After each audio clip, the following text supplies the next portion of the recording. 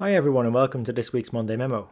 Now, some of you might have heard the saying before, or the phrase even, knowledge is knowing that a tomato is a fruit, wisdom is not putting it in a fruit salad. And that was by Miles Kingston, the British humorist. And this is actually one of my favourite sayings because it's so simple. Just because we know something to be right or technically true doesn't mean that it should always work or we need to put it in a particular classification or that it's obvious to others. And by the way, has anyone actually tried putting a tomato in a fruit salad? I mean, how was it for you? As with a lot of things, I try and lead by example on this one. I did try it out.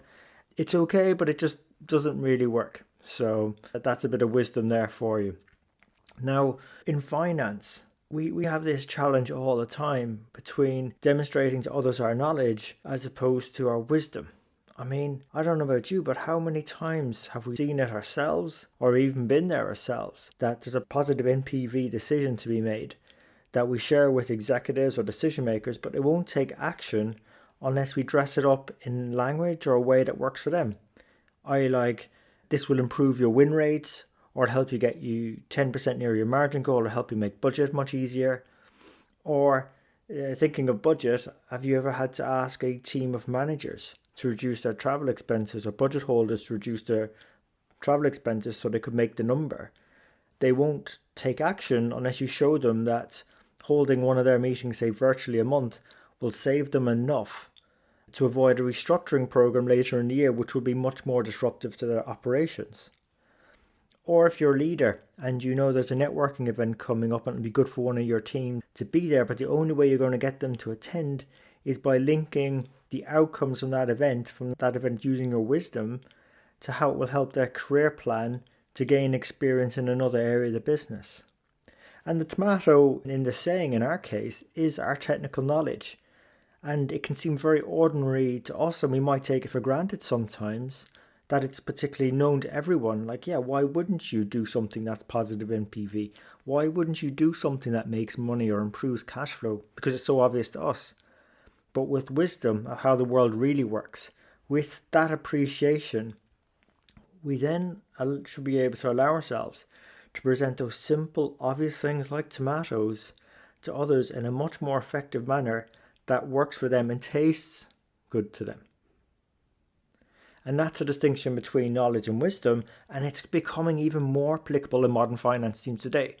Particularly, a lot more so because our technical work, that bit we take for granted, and those processes we run, a lot of it's becoming more automated. There's even machines learning how to perhaps do it better.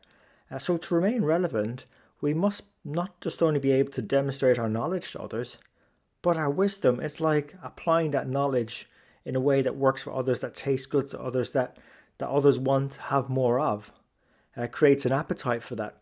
And, in the modern finance world, whilst this artificial intelligence and machine learning solutions and robotics is going to produce a lot of our current and future reporting, our dashboards, even our predictive analytics and forecasting and scenario planning, we can still demonstrate our value by linking those outputs to our stakeholders' haves and wants, because we have the wisdom of their worlds, their context, their language, which will help us become more influential and involved in solving more meaningful problems for organizations, which is really what we want out from our careers.